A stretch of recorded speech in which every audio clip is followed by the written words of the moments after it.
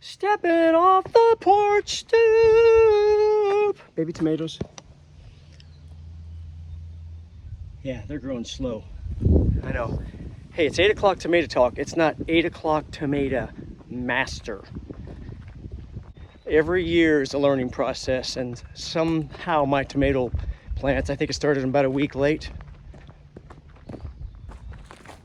Just poorly. But we'll see. I'm hardening them off. I'm trying to cut back on the watering a little bit. I've potted up at least half of them today. Leaf mold. And so it's taken me that long. It's a little bit of a longer walk than the garden, but that's okay. So compost enclosure. Got the new one cooking right here. Kind of got stuff piled up there. Some green, some brown. Here's one I'm working on. Got this tarp in here in case it rains. Got a little bit left in the back there. So then this third one here is a second compost that's finished, and I'm working on that one. Most of this is going to get screened, sifted through with this screen right here. I built this out of hardware cloth, a couple of 1x2s, a couple 2x4s, a couple 4x6s. Just kidding, 2x4s and 1x2s. About an hour worth of work. Brace the corners a little bit. Today, leaf mold. Okay, so here we have a. What am I doing with leaf mold? You say? I mean, I spent all this time, hours and hours, accumulating this. Check it out. This is how much I've used to this one. It used to be this full. So like up to my overall top here, high. Now we're down to about a foot and a half tall down here. You can see I've got it in the barrel, the wheelbarrow. This is going to, what are you doing with it, Kevin? Today we're top dressing with leaf mold. So I'm going to cut the film in a little bit and I'll show you what I've done with it in the garden. So 2 different batches. This first batch, that's getting pretty low, is really nice and rich down there. By the way, lots of pine needles in that batch. You can see the needles in there? Breaking down slowly. Leaves are much quicker, even though I ran all this through the shredder twice. Can you see that? They're just stubborn. That's okay. They're no longer acidic. They've been off the tree for 8-10 months, plus they've been chopped up, plus they went through this slow burn fungal composting situation, and that's rendered them pretty much neutral. In this part of the wheelbarrow, the one I started first, I finished this one, this guy right here, and I believe mid-November-ish on this one, and mid-December on this one here. Cool. Hey, see that spider? Oh, psych, it's just his skin. Good, it means he's growing. So here's the older one. Finished this one mid-November. Finished this one, the tall one I'm just cracking into. You can see the difference. Not only is it newer, about a month later instead of mid-November, mid-December, but I'm grabbing it from the top, obviously. So these pieces are still almost pretty much like they were at the very beginning. It's not quite there yet. This one here is about 3/4 of the way there. This stuff here, you could see, lovely. I can almost squeeze it together like soil, but the pine needles are persisting. It's fine, it's gonna be mulch. It'll break down over the summer, and by fall time, it'll be soil. It'll be medium I can plant right into, but it will cover the ground for now and feed nutrients from the top down. So here we have this one here, the second batch. Okay, as I dig down further into here, you can see as I get down in here, so if I dig down a little bit, about 6-8 inches a foot, maybe, see it's browner, more crumbly already. If I dug down another foot, it would be looking close to this one behind me right over here. So, gonna cut the film, and then we're gonna be over in the north garden. I'm show you when I'm doing this. See you in a little bit. Okay, gang, I'm back. See, wheelbarrow. Got some weeds in there, including some, these are actually edible, by the way. These are in the brassica family. Radish. Ooh, you know what? Okay, those are technically edible. So I'm gonna just put that on the ground. All right, anyway, so but with the garden, I am learning a lot. My tomato seedlings, as I said a minute ago, kind of a mystery to me out here. I should have started them earlier. I should have had heat mats maybe. It was so cold and damp in the basement this winter where I started them under grow lights. So I had the grow lights going. I think I had my medium right with my soil, but just too cold. So, but what I have learned is that the size of garden that I'm doing, and we did about a 2,500, 2,800 square foot garden in California. So, I mean, that's a pretty good size. That's, 50 by 50 square plus if you were to condense it all. I have learned it takes a lot. You got to have them boots on the ground. You know, boots on the ground. Little echo. To make your presence known is the difference between success and failure in a garden. That's what I'm trying to do every day. Every day, for instance, I'm out here in this north garden. We have had rain on and off, rain or snow on and off since early November of last year. November, December, January, February, March, April, and halfway through May. So 6.5 months.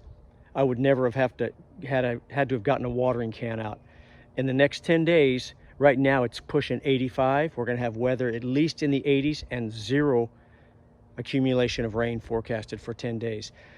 That mulching I'm doing spells a difference between success and failure right at this crucial time of the garden. We're getting our first little mini heat wave, and I learned last year, don't sleep on the mulch. So you can see what I've got going here. I've got mulch.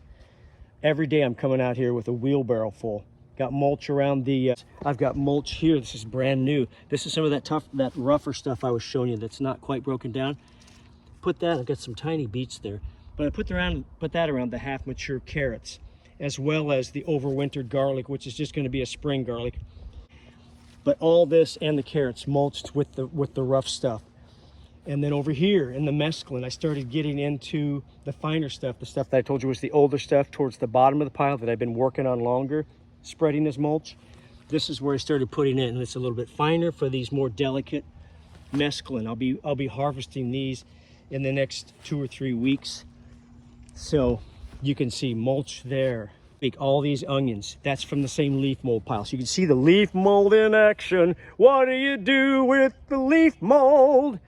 Put it on your garden right away. Cabbage is doing pretty good. I might get some to head up this year. Last year, utter failure. But you can see I've used more of this finer stuff here. That's just what I had left. Actually, yesterday I used all the older stuff. So this is all the fine stuff with the pine needles, the older stuff. A little bit of cilantro grown in the middle there for color and interest. Nice. Might get some coriander seeds out of that. Check this bed out. Isn't that beautiful? So we have Parris Island lettuce here, a few beets. The beauty of permaculture. If something didn't come up in a nice row, I planted a whole row of beets, they didn't come up, no problem. That vacant area where there is no leaf mold right here, that's beans coming up, as well as this corner right here. So this is gonna fill in real quickly with, oh, what's that? I don't know what that is. That might be a cantaloupe I planted. Huh. Anyway, I get a little ahead of myself this time of year. These areas I haven't covered are because I did a second planting of summer crop beets. But take a look at this. Parris Island right here, all sequestered in with this nice moist leaf mold. So that moisture is gonna settle in around there and can help that leaf mold condense around the base of the plant, keep those roots cooler. I'm gonna water that when the sun goes down. Never water on a day like this in direct sun. Not a great idea. It can be done technically, but just not a good practice. Let the sun dip behind for me, dipping behind the trees comes at about 4 o'clock. Then I'll hit this with the water, but you can see it's already Parris Island. Beets partially, a few smattering of carrots here. Oh, I forgot to do that carrot right there. There we go, fella. Just steal a little bit from that leaf lettuce. Oh, look, another one of those mystery plants. What? That's a cantaloupe. Okay, so I've done a little bit around there with, I thought it was bush beans. Maybe I stuck cantaloupe over here. We're gonna find out in the next couple weeks. So over here, I've got Emerald Island loose leaf, like an oak leaf variety. And look at this beautiful Grand Mal Hadley's from Seed Savers Exchange, guys. Is that not a beautiful bicolored lettuce right there? And against the backdrop of the glorious leaf mold that's feeding it from the top, as well as protecting the soil temperature, its soil temperature at the base of its roots. It's just really setting off that color even more. Awesome. Look at the leaf mold acting as a compost, guys. Bringing in all those microbes, all that fungal activity, and placing it in the garden. So we, the humans, control it. We grow it, we build it over there. You can build your compost right in your garden. It's not a bad idea. Some people actually garden within the raised bed or a compost within the raised bed and just let it sit over winter, let it break down, and you got this great soil. I'm composting. I'm kind of a cut and dried kind of guy. All those years of painting, being the last guy in line, I've got to do it here, but I've got it close. It's within 100 feet of me here, within 100 feet. So I've produced the leaf mold and compost there, leaf mold today in particular, and put it right here, brought it into the garden to bring life to the soil. Look at that. So you can see these beds right here, freshly applied. Every day I'm applying more mulch because we have a heat wave coming and things are growing. They're ready to cooperate, guys. We just have to give them a hand. Anyway, gardener's hands covered in dirt. So there we are. I'm glad you guys stuck around for the entirety of this leaf mold operation and seeing what I'm doing with it now that I'm harvesting it, using it mainly right now as a soil additive, but slash mainly a covering, a mulch to protect it from this first dry heat wave that we've got coming up here in late May, early June. Talk to you later. Kevin from 8 o'clock Tomato Talk. Please like and please subscribe. If you would, please, guys, I would appreciate that.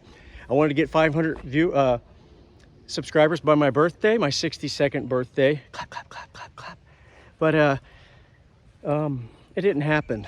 So that's okay. I just want to grow the channel and have fun with it and show people the wonder and glory of gardening and the thrill of growing your own food. Guys, once you stick that first portion of the meal from your backyard on your plate, something happens. And you don't forget it. And there's just something ancient and just right when we do that. When you take it out of your backyard and you've toiled over it and you've prepped and you finally pick it. So it may not happen the first year. Last year was dismal for me. This is already looking better. Tell your friends and family and co-workers about this channel. And let's get into gardening, guys. It's summertime. It's grow time. It's go time. It's buddy, you ought to know time. See you later. Bye-bye.